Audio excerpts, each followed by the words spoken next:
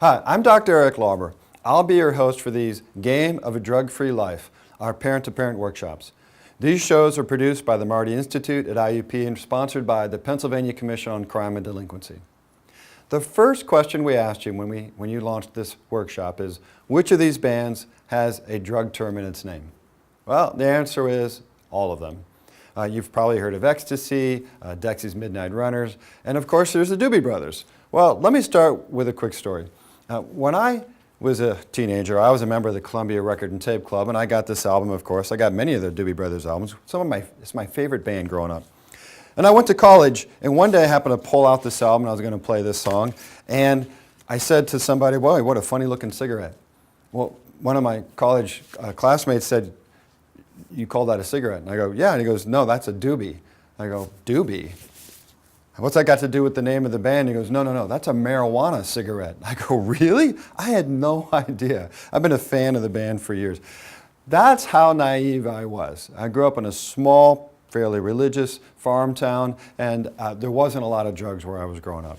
And you're thinking to yourself, well, why is this guy teaching this class right now? Well, partly because I have a PhD in psychology, but also because when my kids were going through things, my alarms were going off in my head because it wasn't like what I had experienced. Now, we have 3 kids. They've been through high school recently. 2 recently graduated college and 1 still in college. So I'm going to share some stories with you about what we went through to kind of educate you, maybe give you some insights into what we went through.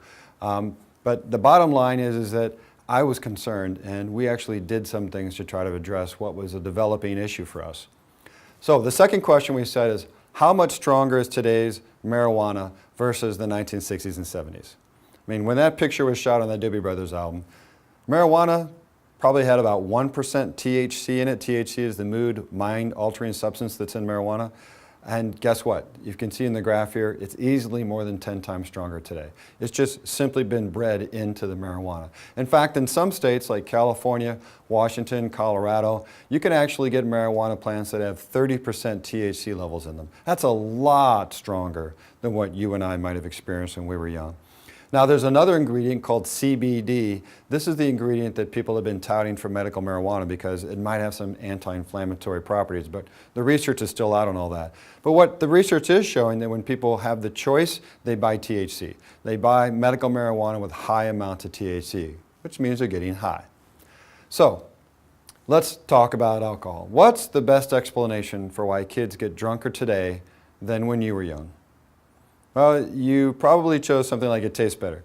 And I confess maybe it does. But remember, we invented wine coolers. And we had daiquiris and we had margaritas. So we had things that taste pretty good and had fairly high alcohol content. I actually think the best answer is because some drinks now have caffeine mixed with them. And I mean large amounts of caffeine. So, quick story. First time the police got in touch with us, one of my kids had taken a car, said they're going to go to this place, went to a college party instead, and the police had stopped my kid from getting behind the wheel of the car with a bunch of other rowdy friends because they suspected that my kid had been drinking. Turns out my kid had. When I showed up on the scene, my kid said, "I only had one, I was on my way out the door." And I go, yeah, but you seem pretty intoxicated, and he got more intoxicated as time went on. Turns out that my kid had done a Four Loko. This is a brand. The Four Loko is a tall can. At that time, the formulation of a Four Loko had 4 or 5 cans of beer and 4 cups of coffee, the equivalent of 4 cups of coffee in that one tall can. Now, I've got a boy, girl, and a boy. We were not ready for this. We were not ready for 1 can of beer having 4 cups of alcohol and 4 cups of caffeine in. So they're staying up longer and they're drinking more because they're drinking caffeine with their alcohol. I mean, if we'd had a few beers, we'd have gone to sleep. That's not necessarily happening today, and we'll talk more about that later. Well, by the way, what did we do? We grounded the kid for 3 months, no car, no activities other than mandatory school activities. And after lots and lots of conversation, we bought a breathalyzer. We said, we want to know if our kids have been pounding beers to the point where they're really going to be drunk. And I tell you, you may not make that choice. That's perfectly fine. I'm not here to tell you how to parent. But the point is, this is not the world you grew up in. So what is this world like? Here's some bad news. And I'm not here to scare you, but here's some bad news.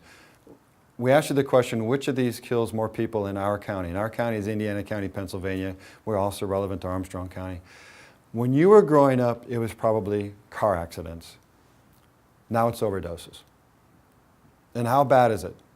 This is a graph from the Statewide Coroners Association report of 2016, and it's a bit tough to read because it's so small. Green is bad. Green means there's a high rate of overdose deaths in your county. Look at all the counties in southwestern Pennsylvania that are green, and our county is amongst the highest.